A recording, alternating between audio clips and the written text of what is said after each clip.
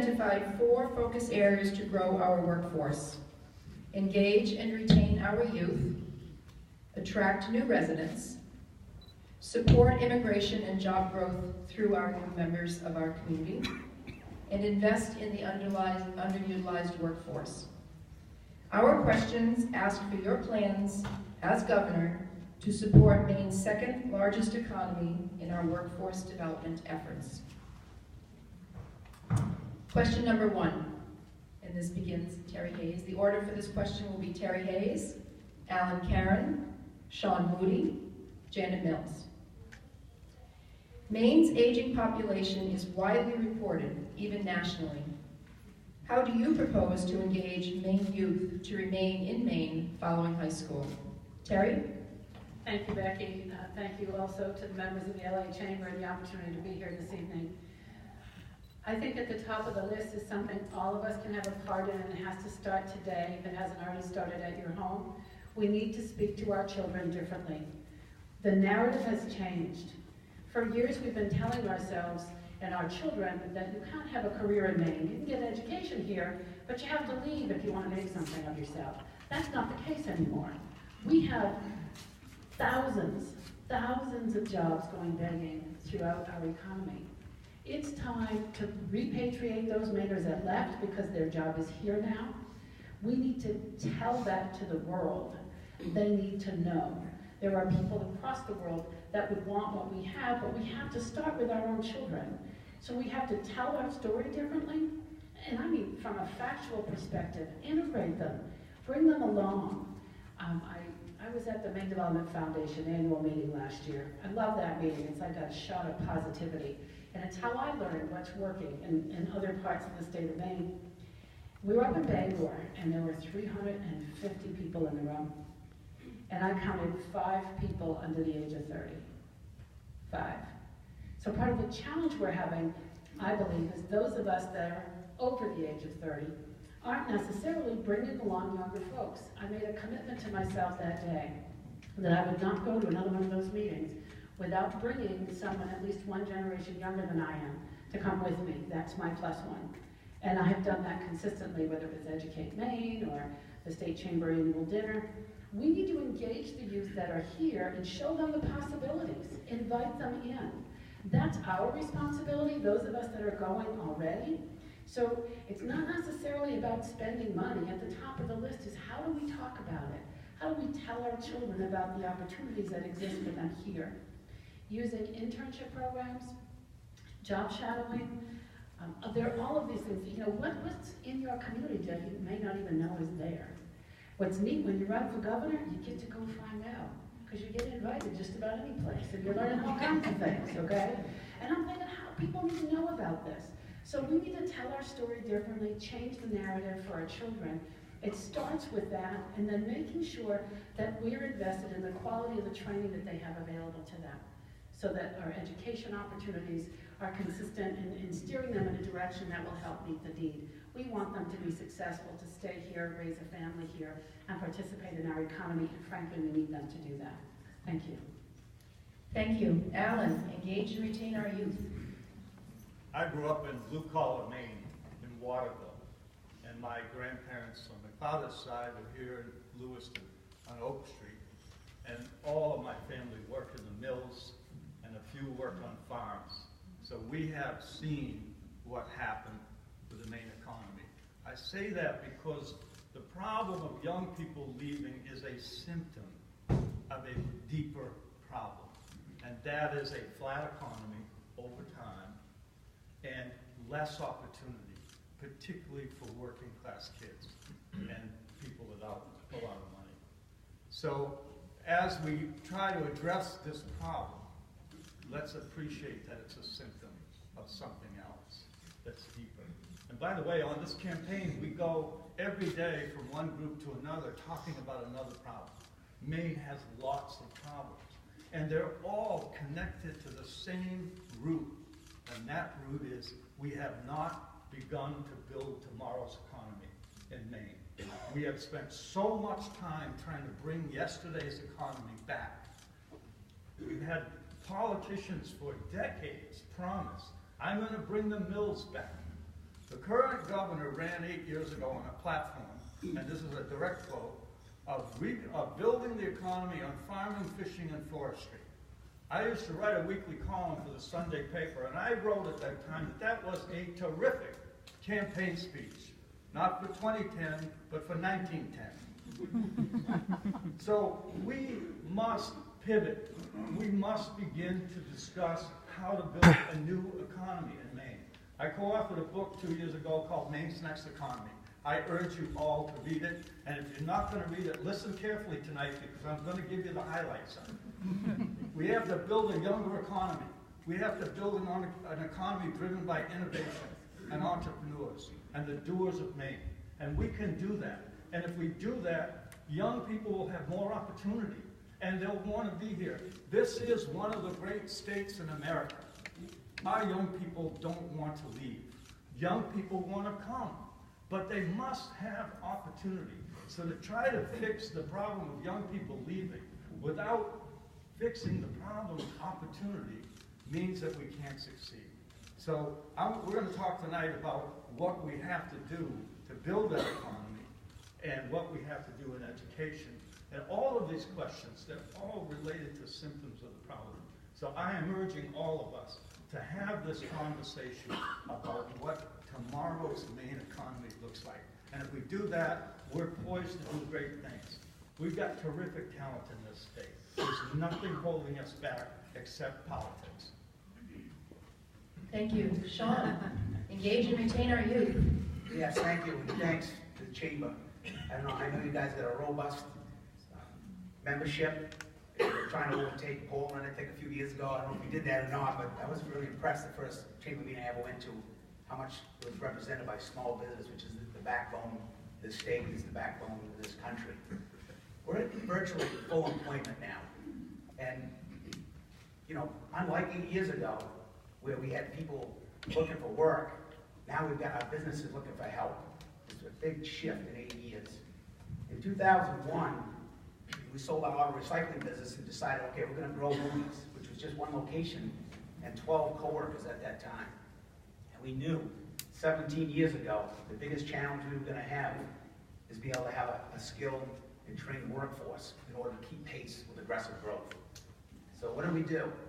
Look at our company today, we're close to 200 co-worker owners across 11 locations here in the state of Maine. So we live and breathe co-worker development, getting young people involved in the trades, teaching them the skills.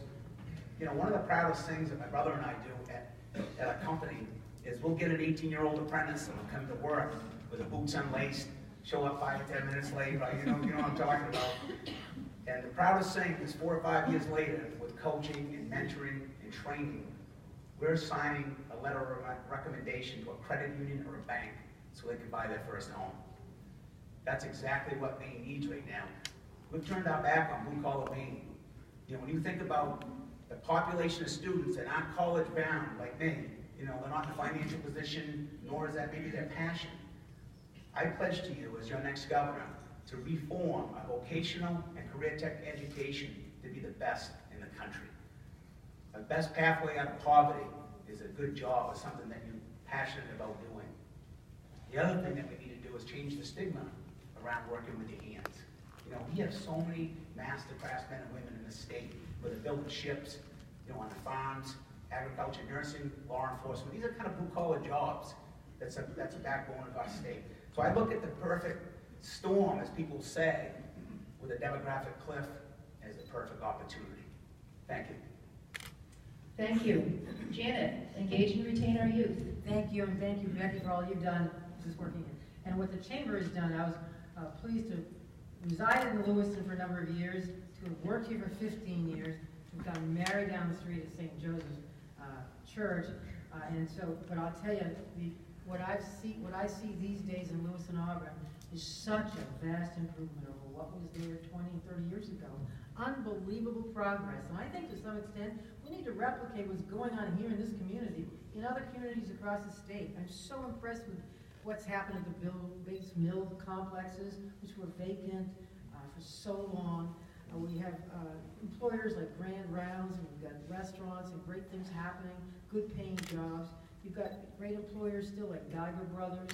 who are, you know, ahead of the curve in so many ways, and Auburn Manufacturing, and small businesses here now making shoes again, and pocketbooks, and a great CTE in the Lewiston Regional Tech Center, one of 27 across the state, but I think one of the best right here in Lewiston, producing students with skills for today's and tomorrow's jobs. That is absolutely energizing to me.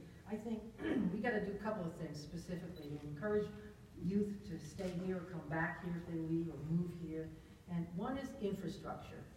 Infrastructure meaning not just roads and bridges, although those need work too, but did once policies. When you redo the sewer lines, the water lines, the roads, you lay fiber for broadband, so that all communities have better broadband, and the communities that have internet service now get higher speeds internet service. That means cell phone coverage too. Isn't it appalling that you can't drive from Portland to Lewiston, or Portland, the state's largest city, to the state's capital or back without losing a call to mile 47? Doesn't that tick you off? I feel like standing up there with an antenna saying, we're going to fix this problem. My grandson was driving in a car with me in the car recently, and he dropped a call. I was driving, and he said, Granny, this is why we're leaving the state of Maine. I said, you dropped one call with your girlfriend and you're giving up on the state? Stick with me, kid, come on. I said, but it's true, they want cell phone coverage, they want good internet service in all communities. We can do this in a creative way. We've got to think outside the box. We have good high school graduation rates, but we don't have good enough rates of kids completing either community colleges, certificate programs, or university programs. Apprenticeship programs are great. What Sean's done with his businesses is a great model to replicate all across the state of Maine. I want to encourage that. Opportunity Maine programs to repay student debt, reduce student debt when people do get through school. Improving the CTE programs. I started a plumbing program here at Lewiston Regional Tech Center with funds from, not tax dollars, funds from a settlement with bath fitters. Started a plumbing program here, Biddeford, Oxford Hills, and Foster Tech. And I said, get some young women in those programs. Last year, the highest achieving person in the tech programs in Farmington was a girl. Thank you, Janet. Always gonna let one comment in about pro-women, sorry. Girls power. I want to see all of our young, we had a terrific breakfast a couple of weeks ago with Olympia Snow's leaders, and those two young women from Lewiston High School rocked the room, and all of your daughters, and all of our sons too, but all of your daughters need to aspire to do great things in our state. So that's my pitch for keeping people in Maine. Be good to your daughters. Question number 2. Alan Karen will start, Sean Moody will be second, Janet Mills will be third, and Terry Hayes will be fourth. The question actually follows on the first question. And folks, don't forget to be sending your questions on the cards over to the volunteers on the side. This question is, please expand upon retaining our youth and include ideas to attract other people to live and work in Maine, such as Maine youth returning following college out of state, professionals relocating to Maine, and other cohorts, such as veterans. Alan. Well, again, we have to create opportunities to allow people to come, encourage them to come. We can't have programs that invite people to come to Maine if there aren't opportunities for them to have good jobs. My oldest son lives in Massachusetts, and he's a successful guy, and he tried to come to Maine, and he lived in Maine for a while, and he couldn't stay because he couldn't make enough money to pay his student loans. I can't fix that problem just by writing him a letter and saying, we'd like to have you, because I've done that many times. Okay, so he will come back if there are opportunities to grow and expand what he's doing. And he's a tremendous talent, and there are tens of thousands of people just like him. So I'm going to go back to this theme. We must be building a new economy that creates opportunity for people. I left Waterville High School 2 months into the 9th grade, and I ended up with a master's degree from Harvard without doing anything in between. This is not a path that everybody can take, right? But I grew up in a neighborhood, low-income, blue-collar neighborhood, with 40 close friends. We were like our gang, for those of you old enough to remember our gang. And not one of those kids went to college. Not one. But every one of them had talent. and a lot of them are really smart. And when I was a kid, they had programs in high schools for kids like them. A lot of those programs are gone now, and I agree with Sean on this. We've got to rebuild that system, and we've got to do it now. And we've got to stop this idea that education strategists have come up with. The measure of success in Maine is what percentage of Mainers have gone to four-year college. No, no, no. The measure is how well are people living their lives? How much opportunity is there? Are incomes growing? Are we expanding? And if we expand, believe me, we will attract plenty of young people who want to live in a place just like this. So that's what we got to stay focused on. You're going to hear a lot about this program and that program. Programs are not going to do it unless they're programs that build you. That we have to stay focused on. Oh wait, I got 30 seconds. So did you hear the one about?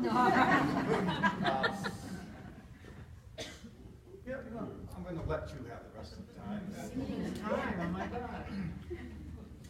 Sean, could you expound upon some of the other ideas of getting other folks to come to Maine?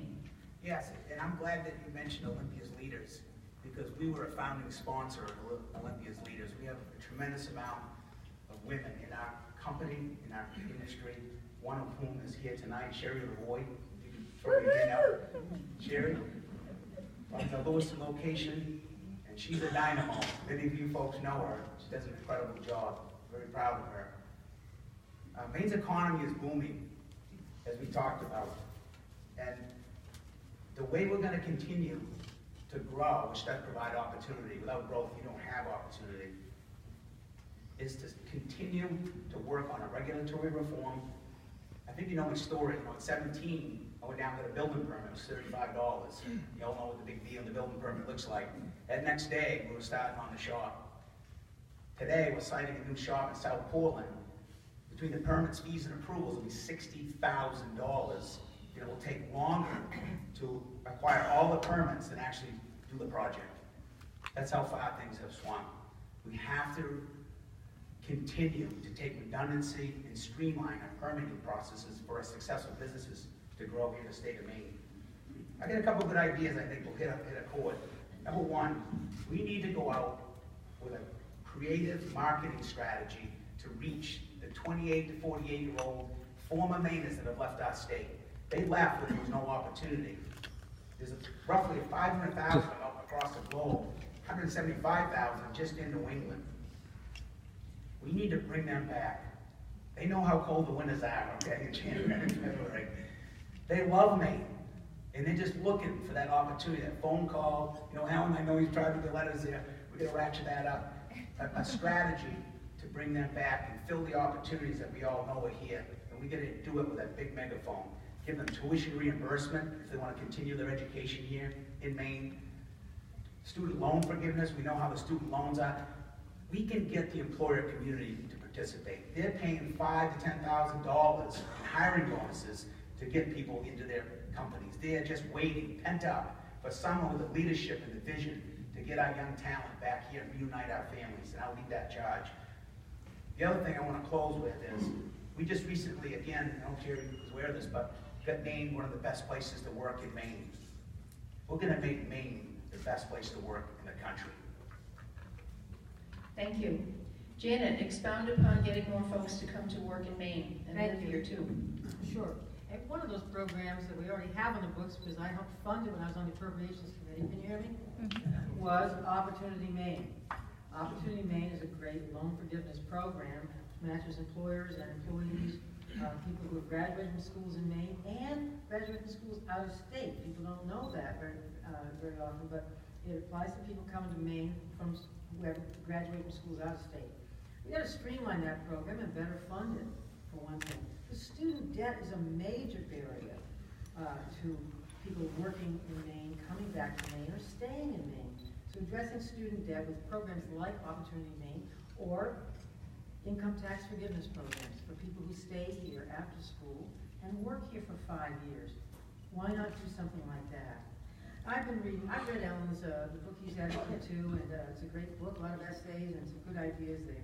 also read the Chamber of Commerce MDF Educate Maine report and the jobs projection, Maine Department of Labor jobs projection report.